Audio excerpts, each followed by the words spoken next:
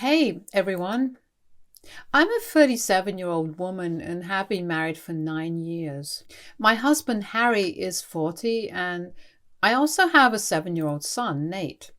Harry's sister Kim also has a son around the same age as Nate. Her son Dean and my son used to be close and we used to have play dates almost every other day until recently. For the past couple of months, Nate has been telling me that Dean is bullying him at school. Both of them go to the same school and used to be in the same class too. But after my son complained about being bullied and made fun of by Dean, I spoke to their principal and had his class changed. Both of them are in second grade and I'd tried everything to fix the situation before taking that step. I'd spoken to Kim about the bullying, but she laughed it off and said that the boys were just being boys and that they'd get over it. My son's a rough and tumble little boy too, so if he was actually complaining about being constantly bullied by Dean, then I believe that there was something wrong and it wasn't just playing rough. When talking to Kim didn't work, I spoke to his teacher and had them separated.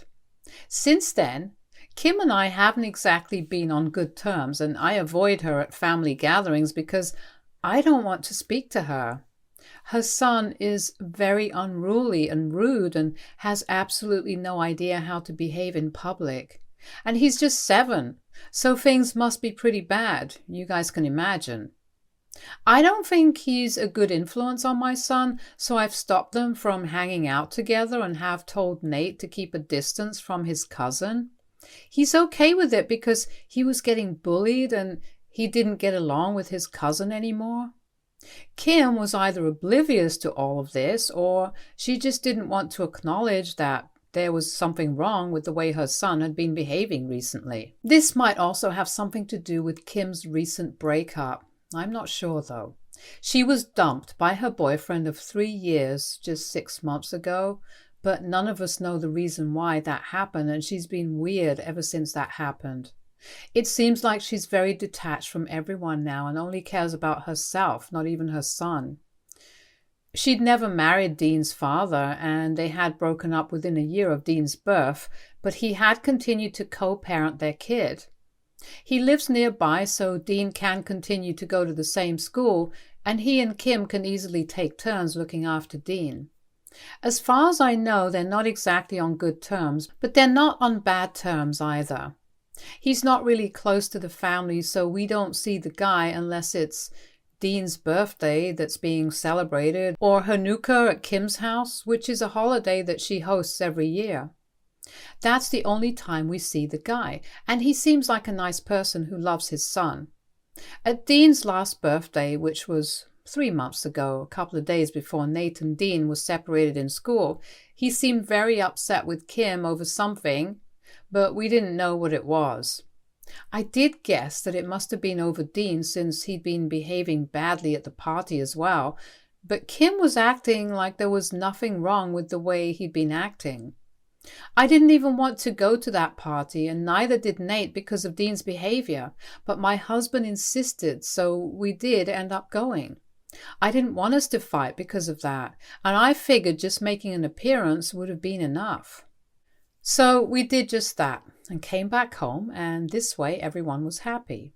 A few weeks after that, Nate had his class changed, and after that, Kim and I didn't meet or speak to each other one-on-one. A few days ago, I sent out invitations to a lot of moms from Nate's group because Nate was celebrating his birthday in a couple of days.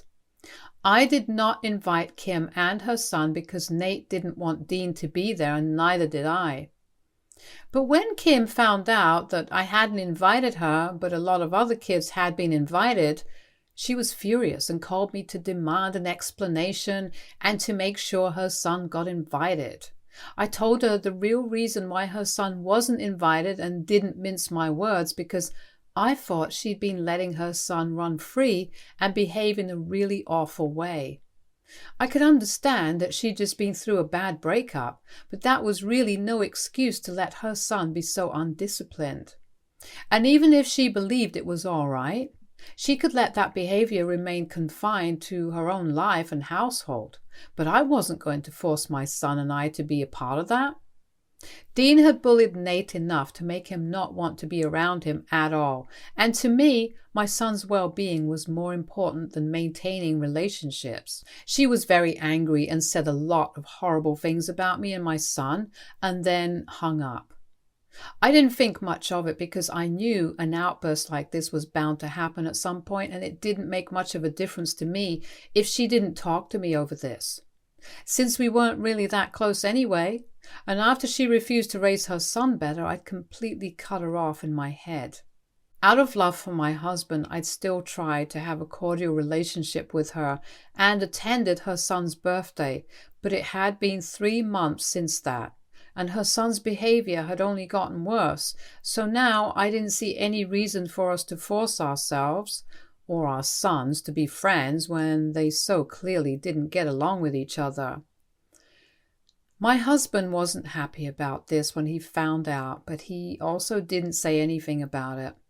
Nate's birthday is coming up in 4 days, and after that phone call, Kim didn't try to talk to me about the birthday invitation. Then, 2 days ago, I had to attend a wedding, but it was out of town, so I had to stay overnight after the wedding. My husband told me that he couldn't attend because he was busy with work and Nate didn't want to go since he would have to skip 1 day of school, which he didn't want to do. So it was just me attending. It was a 4-hour drive to the location, and the wedding and after party were all wrapped by 11.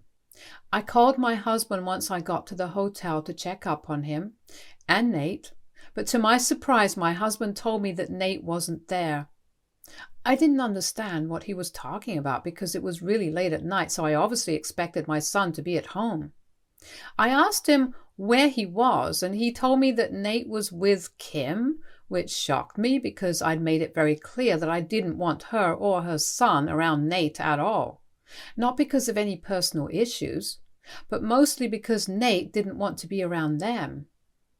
Once I got over the shock, I snapped and asked my husband to get him back home right that instant.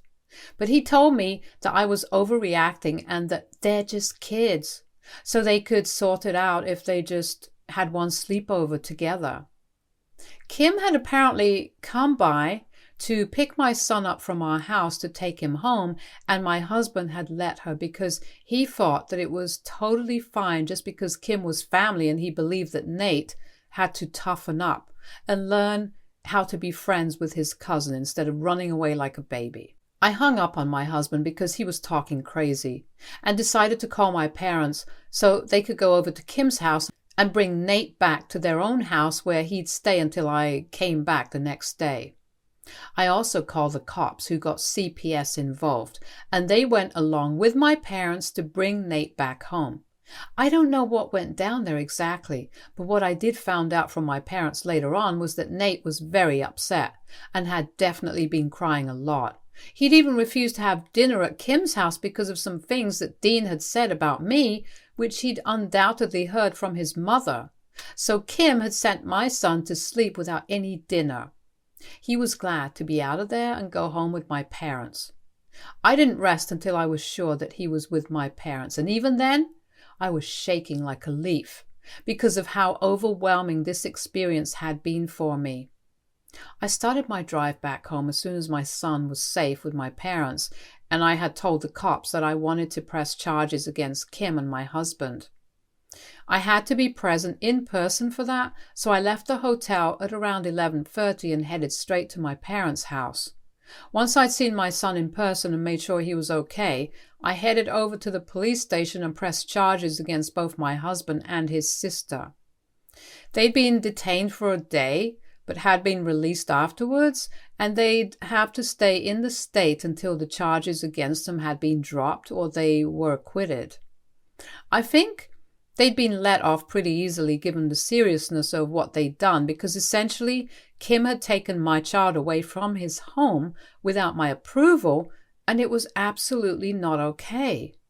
Maybe he wasn't physically hurt, but he was emotionally really distressed and didn't even want to go to school today because he thought he'd have to come across Kim or Dean and that kid would end up bullying him again. There had been a pattern of roughhousing and playing rough, but this was different and it needed to end. If a 7-year-old is afraid of another kid to the point of being terrified to even see him, then there's certainly something very strange about that. I didn't let my son go to school, and I've decided to file for a divorce and full custody of Nate because I don't think my husband is capable of handling a child if he's willing to put family over his own kid's mental and emotional health. He didn't even apologize to me, but as soon as he got his phone back, he texted me to tell me that what I'd done was really disgusting and that he didn't want to see me because I was not fit to be a mother.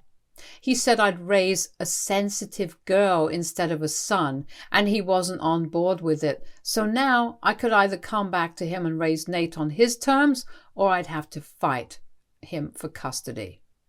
I didn't even respond to that message, but a couple of hours ago I received another message from him saying that Kim was in the hospital because of me, apparently. He said that because of my overreaction the other day, Kim's ex had decided to file for full custody of Dean and had even come by to take him away because he believed that she wasn't capable of raising him anymore. She couldn't even stop him because he'd come with CPS. And since she was already facing charges for what she'd done with Nate, things weren't looking too good for her, so Dean was removed from her custody. She tried to deal with the situation by having a temper tantrum once they'd left and ended up smashing a lot of things in her house in a fit of rage. One of those things had been her glass coffee table, and when she'd smashed it, it had shattered and glass shards were all over the floor, which is how she'd injured herself now. My husband was blaming me for all of this because my actions had triggered this behavior, and even though I'd known that she was going through a breakup, I'd still called the cops on them for something petty, despite knowing that Kim was unstable right now. He's even called me a homewrecker because I've not only ruined my own marriage, he's also holding me responsible for breaking Kim's family apart, which doesn't make sense because she and her ex were never even married or anything. I don't understand what to think right now. AITA for reporting my husband and his sister to CPS after he let her take our son to her house to bond with her son who bullies and scares my son? Update 1. Hey you guys, thank you so much for the overwhelming response I got here. It was nice to have people on my side here because everyone else, apart from my parents, is certainly not on my side right now. Everyone's upset that Kim injured herself, and she even ended up in a rehabilitation center because she had a complete mental breakdown. I don't understand why his family and even some of our friends are blaming me for all of this because if anything, the violent episode that she had just proves that she's not fit to raise a child. Not right now, at least, because this could have just as easily happened while her son was inside the house with her, and then he would have been in danger as well. So I probably did everyone a favor, but mostly people have accused me of overreacting and being too sensitive. I mean, how was I too sensitive? The woman had literally taken my kid away from home, and my husband had let her, and then even tried to act like it was okay, even though he knew how much Nate didn't like to be in the company of his cousin. I'd only call the cops because my husband refused to care for his son, and obviously someone had to. The kid's not even 10 yet. There's also the fact that Kim didn't find it necessary to discipline her own child at any point, but because Nate was under stress and was very upset, she thought that it was be appropriate to send him to bed without dinner just because he was sad and wanted to go home. And nobody seems to think that there's anything wrong with what she did just because she had a mental breakdown and ended up in the psych ward. It just seems really unfair to me that everyone's blaming me for what she did, even though I had no part to play in it. If she was under so much distress, then she really should have sought professional help earlier. But she didn't, and I don't understand how that's my fault. I didn't intend to create such a chain reaction of bad things to happen to Kim. I was just trying to protect my son. I don't understand why that's so hard for certain people to accept. I've already been feeling really upset about the divorce that's going to take place, and this is certainly not helping my situation. I feel like I just had to vent and let all these feelings out somewhere and somehow. So I'm treating Reddit as my journal right now. I need a lot of mental strength to get through this because what happened with Kim was bad. And I do feel sorry for her, but I don't think lashing out at me is the right move like most of my friends and my husband's relatives seem to think it is. My only solace is that at least Nate is happy, and he's even resumed going back to school now. He's happier now that Dean's father has taken Dean away so they can start afresh. They've moved a few blocks away and Dean's going to another school now, from what I heard from a couple of the mothers who keep in touch with the faculty. It's not ethical to gossip about the parents, but this is the first time that the gossip has been any help to me, so I'm thankful. Nate's back to school again, and as for the divorce and custody, I've already filed for divorce and full custody. My husband's yet to be served, but I'm sure that when he is, he's not going to let this go without a fight. I've already told my lawyer to take a look at our finances because 9 years is a long time, and I don't want him to screw me over, which he might try to do now that he and his family suddenly hate me. I can't say this is coming as a surprise. I had always known that he was fiercely loyal and protective of his family, but I really had never imagined that he would pick them even over us. I don't understand how he can just treat me like this after almost a decade of being together, and I'm kicking myself for not letting him go the second he showed the first signs of wanting Nate and Dean to still be friends, even after our son was being bullied. I should never have attended that damn birthday party with my son, and shouldn't have dropped that fight so easily. Then maybe we could have at least ended our marriage without so much drama. But unfortunately, I thought about giving him a second chance, and well, look where that landed me. Update 2. Hey guys. So today my husband responded to the divorce petition, and he isn't contesting it, which is a relief because I don't think I would have been able to handle the stress of that mentally. But he's not ready to give up custody of Nate yet, so that's going to be a problem. My lawyer and I did see this coming and we prepared for it, so we're hoping it works out well for us. And I think it will because after what my husband did, I don't think any judge would want Nate to remain in his custody. He also hasn't visited Nate or me ever since I left, and I've been living with my parents for a while now. He hasn't even contacted me to check up on how Nate has been doing, which is kind of surprising since he wants custody of his son, but he can't be bothered to ask how the same kid is doing. It's funny, but since it works in my favor, I'm cool with it. Nate has been asking about his father, and it's going to be tough breaking the news to him, but I'll have to do it at some point. I wasn't strong enough to do it so far, but now that I'm going through with the divorce, it feels a lot more real. And I know I'll have to let the poor guy know that his dad probably won't be around the way he used to be. I know my son's going to be just fine with me, but it still feels awful because he's still just really young and small. It breaks my heart, and I'm hoping that the love from his grandparents and me, of course, can help him feel better, but nothing ever fills the void of a father figure. I know that, and I'm really upset that I'm going to have to put my son through that. My parents have been supportive and have been taking care of Nate, and I guess it helps because they're both retired now and don't have much to do around the house. This keeps all of them occupied, and I can focus on the mediation process and my work without constantly worrying about whether Nate's emotional needs are being met or not. I mean, I do play with him and talk to him every night for about an hour before I tuck him into bed, but I constantly keep feeling guilty, like that's not enough for him, even though he's been really brave and hasn't complained about it even once. I just worry about whether I'm being a good mom or not, and I really hope that I am, because otherwise I don't know who I am.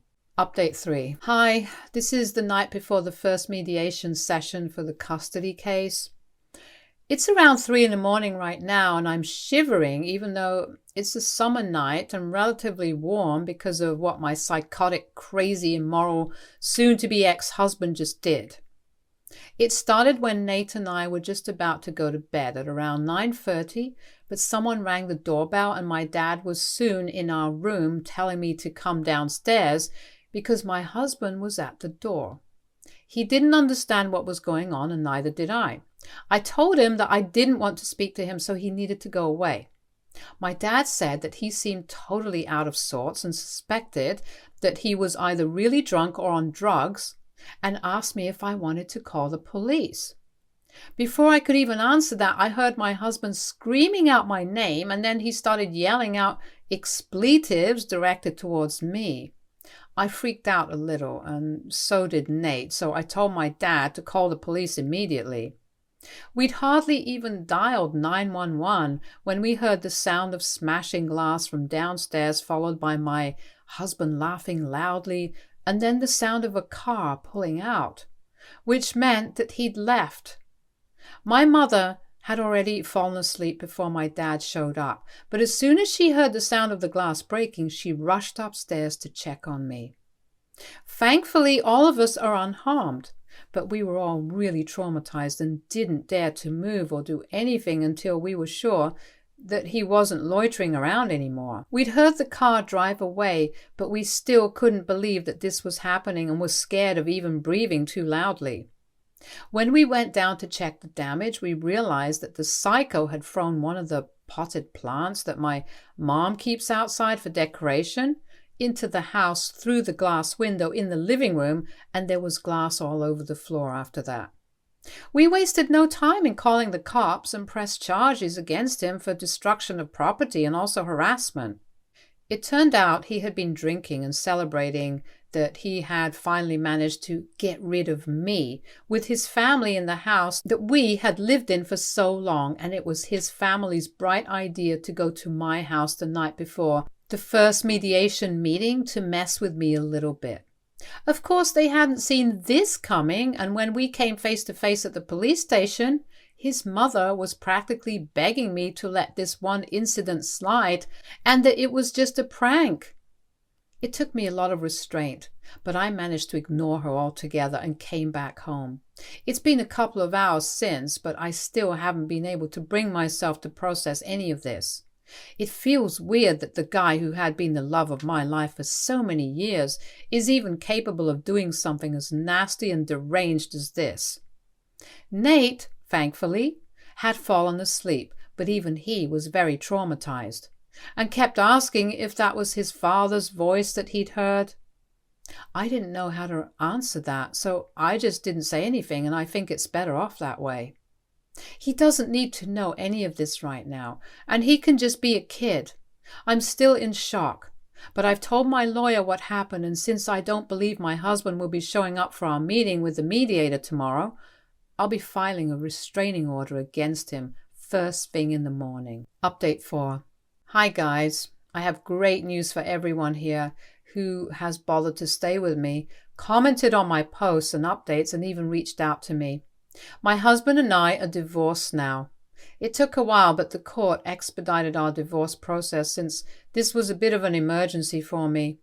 I also have full custody of my son now, and I don't think I'll ever have to see him or any of his family again, which is something I'm so grateful for. As far as I know, Kim is still in rehab for her mental issues or whatever, and my husband's probably going to be facing time for everything he's done. And I'm going to therapy with my son to undo all the damage that he and his family have done to us and our mental health.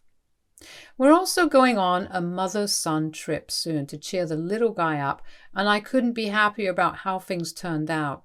It was rough for a while, but this is a new chapter of my life now, and I'm excited for what the future holds for me. Thank you so much for all the love. Stay tuned for more stories from our girl relationships.